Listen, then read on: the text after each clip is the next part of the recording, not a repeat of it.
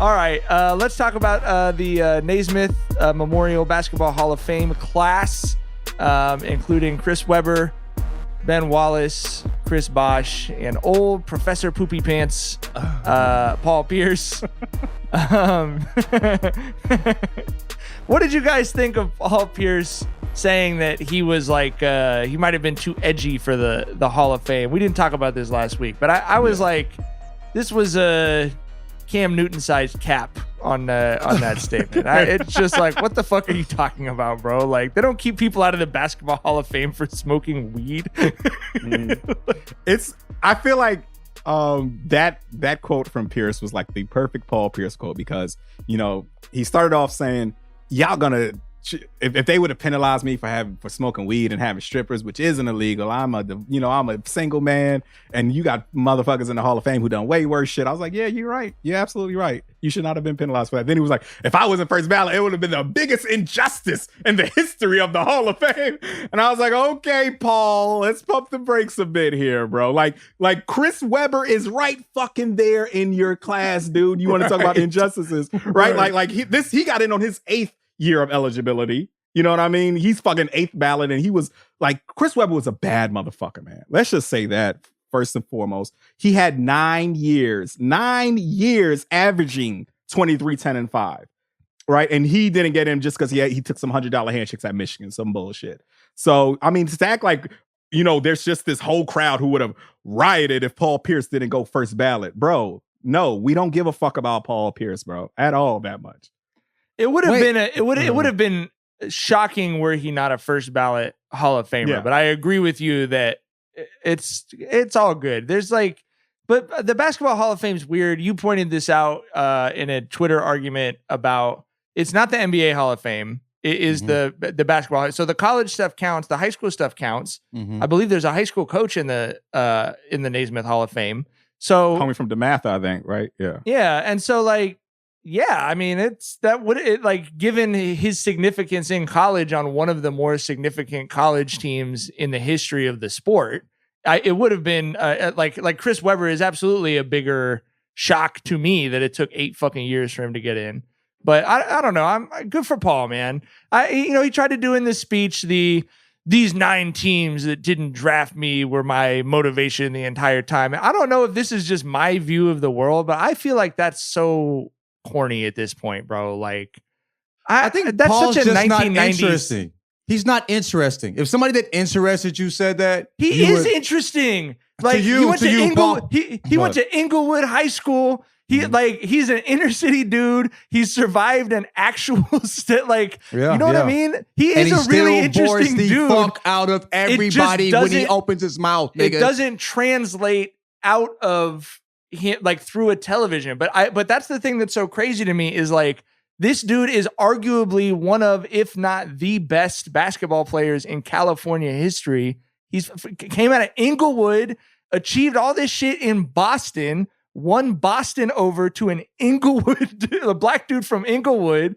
You know what I mean? But he opens his mouth and it's just change the fucking channel. I honestly don't understand it. If you know people who've been around Paul Pierce, he's not an uninteresting dude. It just, there's a disconnect there that I don't understand. Bro, that when Draymond flamed his ass up, you ain't Kobe, bro? Nigga, but trip off, it's Draymond that did that. A nigga that averages 3-2 and you know what I mean? Triple single. Triple single. It's Draymond. You know what I mean? You know what I'm saying? Draymond, the nigga that flamed you, Paul Pierce, who's one of the coldest scorers, you know what I'm saying, prior to the big 3. You know what I'm saying? The team wasn't good, but he was incredible. You know what I'm saying, in those years. And Draymond's the one that does your ass bad. Nobody gives a fuck about Paul Pierce, dog, for some reason. And so he said that, and it wasn't interesting because it was Paul Pierce. You know what I mean? It's like you said, it's interesting how very few people give a fuck about Paul Pierce because he's the greatest post-Bird, post-McHale Celtic since Bird and McHale and those Big guys facts. Retired. And no one gives. I'm not saying he's the best player since then. I think KG's probably the best player to wear Celtics. Greatest. I mean, he was in his career there. Yes, exactly. He was there for how long? You know what I'm saying? Yeah. And it's no one gives a fuck, bro. The Celtics are the at worst the second most followed team in all of the NBA, and no one gives a fuck about the second greatest. You know about the greatest Celtics since Bird. It's just he's from Oakland and Inglewood, and he won over the city of Boston, and I don't give a fuck. And you don't care, bro. And he had a rivalry final series. He beat the greatest the Lakers, rivalry right. in the history of basketball with his hometown team, and no one gave a fuck. Nobody cares. Nobody cares. You know what I mean? Like the third, fourth best player on the team flamed his ass up in his fucking, you know what I'm saying, retirement tour season. Ate his ass up, and that's what we care about most when it comes to Paul Pierce. That and the fact that he shit his pants in a game. Like this is what we talk about. Like the nigga wasn't putting up like incredible numbers throughout his career, nigga. right. We talking Like about him shitting his pants and a defensive player dogging his ass. Right. His Bro, last he year. had a game 7 with Bron where Bron had 44 and he had 41, and we just want to talk about the poopy pants incident. Like that's way more interesting to a lot of He was folks. giving Bron hell. You know what I'm saying? Before Bron turned the corner. And we talk about him shitting his pants. 11 times in the face, neck, and back, and had a bottle smashed over his head. He had to undergo lung surgery to survive and be able to breathe. Didn't he play that same season, though? He was the only player on his team who started all 82 games that season. And I hear his name and want to take a nap. I don't get it. I didn't know all that happened to that nigga. Yeah, I knew he played the he- next season on some no. I did not know he got stabbed 11 times and a bottle broken over his head. Motherfuckers went Tom and Jerry on that dude. God damn. Like, how you... what the fuck? The bottle had Acme written on it. Right? Dog, that shit... shit, nigga. Goodness God gracious, dog. We're glad you didn't die, Paul Pierce. We will say that much. We're happy you're here. We don't want to be malicious, but we love the poopy pants jokes more than talking about your career. I'm sorry, man. It's just how it is. Well-deserving Hall of Famer. I'm glad he got in the Hall of Fame. Definitely. He should have been first ballot. No fucking question. Did you guys watch any of the other speeches? You have any other thoughts on Weber or Bosch? I think it was 14-person class. Obviously, those four were. I'm glad Wallace got in. Oh, for sure. I'm glad Ben finally got in. No, Ben was a fucking dog, man. And I feel like because we know him as a defensive player, we don't realize how good he was at that. He was fucking insanely good at what he did and deserves to be in the Hall of Fame. It should have took this long, so I'm happy for him.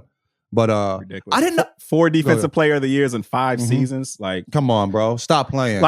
Like he's he's one of those dudes who, if you just look at the box score and see, you know, he's like a 5 and 11 guy's career, you might be like, what's the big deal about this guy? Ben Wallace during the early 2000s, he was one of those players who, as he went, so did the power shifts of the league go. You know what I mean? Like you know, he was a dude who you know went through the Kobe and Shaq Lakers to get a ring. He took Timmy and the Spurs 7. You know what I mean? In back-to-back seasons, he's one of the best defensive players we've ever seen. And I think we need to start valuing defense as much as we value offense, which we saw, you know, the tides kind of turning when Rodman got in. Rodman absolutely should have gotten in. And then, you know, now we're seeing Wallace get in. So, you know, with that said, a guy like Draymond is definitely going to be a shoo-in too, as he should be. So I like the precedence that's being set with him. Yeah, I mean, the Basketball Hall of Fame is not, you know, like baseball does it the exact wrong way, in my opinion. It's run for the wrong reasons. It's set up the wrong way. The Basketball Hall of Fame is just a celebration of the sport. If you've heard of someone, if someone who's not a diehard basketball fan has heard of someone, chances are they're going to be a Hall of Famer, bro. And Ben Wallace, I think, was the only multiple Defensive Player of the Year honoree who was not in. And he does kind of close that. Like every now and then those arguments come up on Twitter. It's the dumbest basketball conversation of, is Giannis already a Hall of Famer? Yes. Absolutely. He's already a Hall of like fuck? Dudes who are Hall of Famers have basically clinched the Hall of Fame usually by the time they're 25, 26, bro. Like it's once you've reached that level, you're going to end up in the Hall of Fame at some point. You know what I mean? So I was happy for Ben too. I feel like as the game has gotten more analytical and production oriented, the contributions that he made are less appreciated. I agree with Tyler. Like defense, we don't look at defense the same way I feel like when we were all growing up, the fact that Michael Jordan would score and try and lock down a team's best player, that was something everyone talked about and celebrated. Some of the best offensive players in the league are known liabilities on, like, just don't even attempt to play defense, and no one says anything about it. It's just like accepted that it's like, well, you know, you got to have help behind him because he's just going to let the dude blow by him or whatever. What were people telling themselves to keep Weber out for 8 fucking years? Like, Weber, what excuses could you really make up for that? That is wild to me. I think Weber is a victim of two things: of that timeout against North Carolina, and the fact that he never eliminated the Lakers, you know, in the postseason. I think that's what a lot of people who aren't familiar with him think about. This is a guy who you know, choked in college and couldn't get over the hump in the postseason in the NBA. But Weber was a dude. He's a victim of having played in Sacramento. Yeah, that too. Weber was a guy who pushed the boundaries. Like, when I was a kid, seeing a 6'10" power forward who could dribble like him, who could pass like him, you know, like back in fucking 93, 94, you didn't see fucking power forwards running the fast break and weaving through defenders, going around the back and throwing no-look dimes. You know what I mean? Like, that's commonplace now. But in 93, 94, we didn't see that shit. Weber was like the only power forward doing that shit. Weber was a dude, I mean, Isaiah Thomas said himself, Weber was a dude who pushed the way that we define, you know, the power forward position. And he kind of started the stretch for a revolution in a sense. It's just wild to think that. I mean, back in the day, like, to me, like, Weber was the fucking man watching him play. And I know he didn't beat the fucking Lakers, but did you see that Lakers fucking team? They really had no business, challenging the Lakers in that way, you know what I'm saying, in those playoff series. You know what I mean? Like, I mean, I don't know. They had a squad too. Them niggas had a squad, dog. They had it. They had some. And Mike Bibby was putting up 30. Mike Bibby was eating. You know what I'm saying? Like, Stojakovic ass always nutted up, but like, they had a squad. I don't know, but Weber, it was never Weber. They didn't lose because Weber didn't do what he was supposed to do. You know what I'm saying? He always showed up, and other than that moment in North Carolina, he was a rookie, right? He was a freshman, correct? You know what I'm saying? Sophomore, yeah. So the Lakers Kings series, the Tim Donaghy series, is the one sports thing that, like, I have friends who are from Northern California who are Kings fans, because it used to be that no one were Warriors fans in Northern California. You cannot joke about that Lakers, the Lakers Kings series where the NBA was actively putting their finger on it's the rawest nerve in professional sports fandom. They're still like, hey man, shut the fuck up. Like, it's like, we don't joke about that shit. I don't blame them. Bro, I wasn't a fan of either team, and those, like, I felt as if I was. Those series were so intense. Basketball felt different back then. I don't want to be old. I don't want to sound like an old nigga, but those series were those were different, bro. And the Lakers Spurs series were crazy as fuck too. Those series were always crazy.